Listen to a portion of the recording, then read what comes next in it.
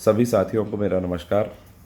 साथियों, बहुत समय बाद आज फिर आपके सामने आप सभी की साथियों की मांग थी कि आप जो है वीडियो संदेश के माध्यम से आगे की रणनीति के विषय में जानकारी दें। तो इसलिए आज आपके समक्ष हूँ। और साथियों, सबसे पहले मैं बधाई देना चाहूँगा उन सभी निष्कासित साथियों को जिनके आदेश कल परसों के बीच में 18 लोगों के फिर से जारी हुए हैं। और कहीं ना कहीं जब भी हम आंदोलन के लिए पत्र डालते हैं तब इस तरह से जो है क्रियाशीलता शासन द्वारा दिखाई जाती है, विभाग द्वारा दिखाई जाती है। और भी चूंकि पत्र डला है, जब भी जैसे ये परिस्थितियां बनी हैं तो शासन स्तर पर जो भी एंटीबॉडीज़ हैं वो तैयार हो जाती हैं, एक्टिवेट हो जाती हैं, और वो तुरंत ही कहीं ना कहीं हमारे ऊपर अलग अलग विभिन्न प्रकारों से आंदोलन में ना जाने के लिए दबाव बनाने लगती हैं। ये एक सामान्य प्रक्रिया है। तो आपको सभी के समक्ष ये चीज़ें आ रही होंगी, है ना। बहुत सारे लोग एक साथ जुट गए होंगे जो हड़ताल का विरोध कर रहे होंगे, और कहीं ना कहीं विभिन्न माध्यमों से ये आपको मैसेज करने की कोशिश कर रहे होंगे कि हड़ताल में नहीं जाना है। और मेरे पास भी इस तरह से संदेश कहीं ना कहीं प्राप्त हो रहे हैं, डायरेक्ट इनडायरेक्ट रूप से। तो इन सब से हमें डरना नहीं है। और मेरा सबसे निवेदन है, एक बार फिर आपसे सभी से ये निवेदन करूँगा कि आप लोग जो है 1 तारीख की तैयारी, 1 मई को जो है मज़दूर दिवस होता है। तो मेरा ये निवेदन है कि हम 1 मई से हम शंखनाद करें आंदोलन का। मजबूर दिवस जो है, संविदा मजबूर दिवस के रूप में हम इस दिन को मनाएं और पूरे प्रदेश में एक गहरा संदेश देने का कार्य उस दिन अवश्य करें, ताकि शासन और प्रशासन की नींद जाग सके। जब हम आंदोलन में होते हैं, जब हम आंदोलन को कहीं ना कहीं आंदोलन की स्थिति में प्रदेश को लाते हैं, तभी विभाग और शासन जो है चेत कर संविदा हित की बात करता है। तो यही एक समस्या है। यही बात मैं बार बार जो है शासन और प्रशासन स्तर पर अधिकारियों को बार बार ये चीज़ बोलता हूँ कि ये कहा जाता है कि सुख दुख में सिमरन सब करें, सुख में करे ना कोई, जो सुख में सिमरन करे दुख काहे को होए। तो वो स्थिति एनएचएम के साथ है कि जब आंदोलन होता है तो आंदोलन में तो सबको संविदा कर्मचारियों की याद आती है, विरोध प्रदर्शन के दौरान संविदा कर्मचारियों की संविदा हितों की बात याद आती है। लेकिन जब आंदोलन से बाहर होकर हम ईमानदारी से अपना काम करने लगते हैं तो ये तुरंत अपने पुराने ढर्रे पे आ जाते हैं और फिर से कर्मचारियों को प्रताड़ित करने का काम और संविदा हितों को दरकिनार करके खूंटी पे टांग कर और शोषण के काम में उतर आते हैं। तो इसलिए साथियों, मेरा निवेदन है, सबसे आग्रह है कि हम एक तो 1 मई के कार्यक्रम को जो है बिल्कुल मैं कोशिश कर रहा हूँ इसमें। मैं लगातार अन्य राज्यों में भी मैंने बात की है संगठनों से, एनएचएम के जो संगठन दूसरे स्टेट्स में हैं उनसे भी मैं बात कर रहा हूँ लगातार। तो मैं ये चाहता हूँ कि यदि हमारा ये प्रयास ऐसा हुआ कि हम राष्ट्रीय स्तर पर इस चीज़ को ले जा सके, दिल्ली से और अन्य राज्यों से यदि प्रेस कॉन्फ्रेंसेस हो सकें और हम ये बात को पूरे नेशनल लेवल से उठाना चाहते हैं कि ये एनएचएम के कर्मचारियों के साथ जिस तरह से व्यवहार हो रहा है, जिन जिन राज्यों में उनका शोषण हो रहा है बुरी तरह से, उन राज्यों के लोग एक मंच पर आए। वहीं साथ में मेरा आप सभी से निवेदन है, चूँकि हमें एक आंदोलन की ओर आगे बढ़ना है, अग्रसर होना है, तो 1 मई को हम एक कॉमन एजेंडा बनाएंगे, चाहे वो प्रेस कॉन्फ्रेंस करने का हो या और कोई विरोध प्रदर्शन का तरीका हो, वो जल्दी ही हम आपस में तय करके आप सभी को बता देंगे। इसके अलावा मेरा ये निवेदन है कि सबसे पहले जिला स्तर पर अपने संगठन को हम मजबूत करें, एक बार फिर से हम सभी को लामबंद कर लें, क्योंकि जब तक हम जिले स्तर पर मजबूत नहीं होंगे, जिला ही मूल इकाई होती है आंदोलन की, है ना। आप किसी भी विचारधारा के व्यक्ति हों, आप किसी भी मतांतर के व्यक्ति हों, किसी भी तरह से आप जो है संविदा का हित चाहते हो सकता है आपको किसी नेता की कार्यशैली पर, संविदा के या किसी संगठन की नीतियों पर आपको शिकायत हो सकती है। बिल्कुल स्वाभाविक सी चीज़ है, क्योंकि किसी के विचार मेल नहीं खाते, अलग अलग विचारधाराओं के लोग होते हैं संसार में। तो हो सकता है कि विचारधाराएं मेल ना खाती हों, लेकिन मूल उद्देश्य हमारा संविदा हित ही है ना। तो इस चीज़ को हमें सबको याद रखना चाहिए।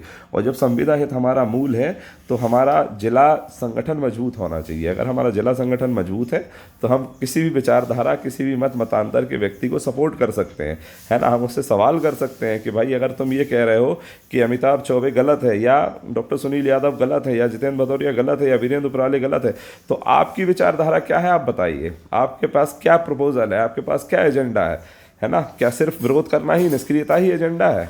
तो ये निष्क्रियता का तो कोई एजेंडा होता नहीं है।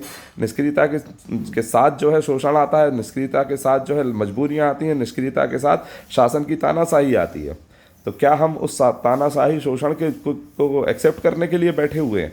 क्या हम बैठे रहें और लगातार शोषण एक्सेप्ट करते रहें? क्या हम बैठे रहें और 5 जून 2018 की नीति को वर्षों बीत गए, हम उसको ले नहीं पा रहे हैं?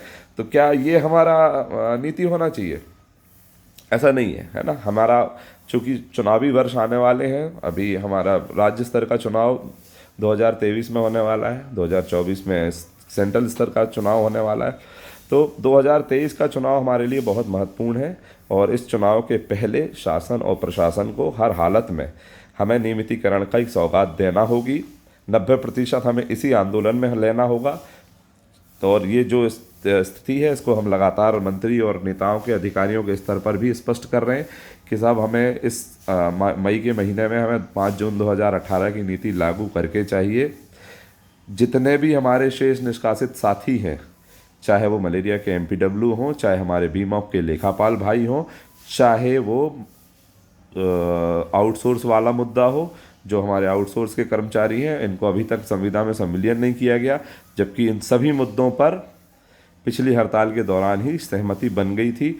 उस समय ये कह दिया गया था कि हम लगातार जो है एक चरणबद्ध तरीके से आपकी सारी मांगों पर काम करेंगे।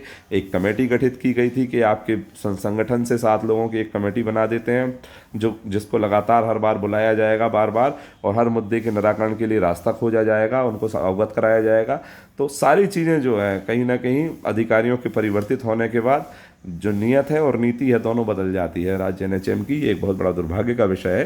तो वो सब फिर से हो रहा है और मेरा ये मानना है कि हम संगठित हों, हम सभी मिलकर कदम से कदम और कंधे से कंधा मिलाकर चलें।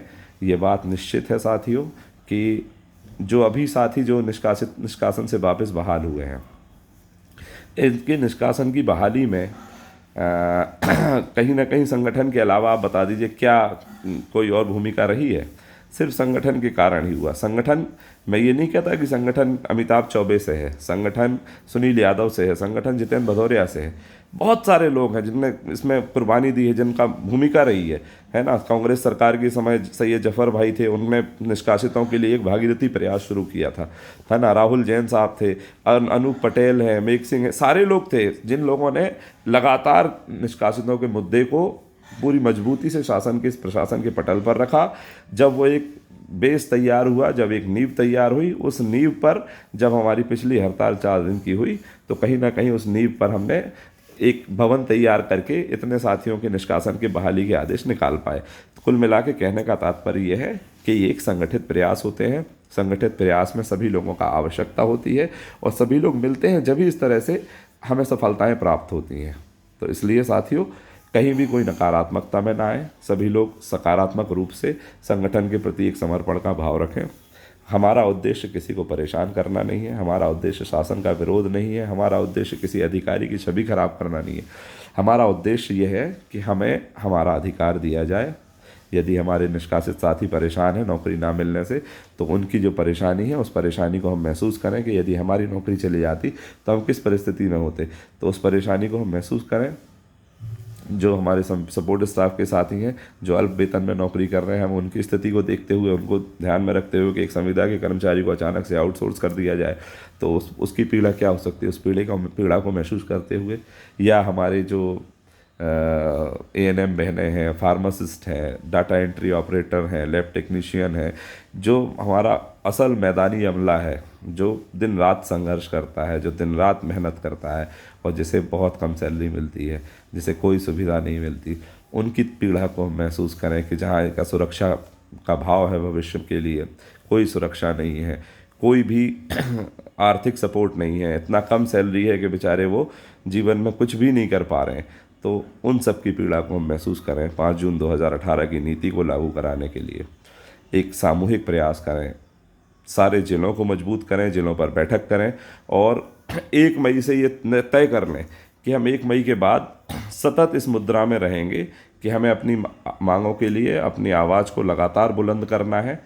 जिला स्तर पर, राज्य स्तर पर, जहाँ जहाँ से जो भी हमें एक रणनीति बनाना है मिलके। और साथियों, संगठन किसी व्यक्ति से नहीं होता, किसी व्यक्ति या व्यक्तियों का नहीं होता, संगठन सभी का होता है। तो मेरा ये भी निवेदन है कि ज़िले पे जो जिन जिन जिलों में सक्रिय साथी हैं, जो लोग सक्रियता से कुछ सोच रखते हैं, कुछ विचारधाराएं रखते हैं, कुछ रोड मैप रखते हैं, वो सभी राज्य स्तर पर सहभागिता करें और सहभागिता करें, लगातार अपने सुझाव दें, लगातार भोपाल आएँ, भोपाल आके हमारे साथ मूवमेंट करें और संगठन को मजबूती प्रदान करने का काम करें। आप सभी को बहुत बहुत शुभकामनाएं और मेरी ऐसे अपेक्षा है, मेरी ऐसी उम्मीद है, मैं ऐसा सोचता हूँ कि 1 मई से सारे ज़िले एक्टिवेट होंगे, बैठकें करेंगे। जिन जिन ज़िलों में कहीं कोई आवश्यकता है मेरी, क्योंकि मुझे 1-2 ज़िलों से ये फ़ोन आए कि भाई साहब आपको आना होगा, आपके आने के बाद हमारा ज़िला जागेगा। तो मेरा ये निवेदन है कि आप बिल्कुल मुझे व्हाट्सएप पे एक मैसेज ही कर दें, तारीख बता दें कि इतनी तारीख को आपको संभव इस ज़िले में पहुंचना है।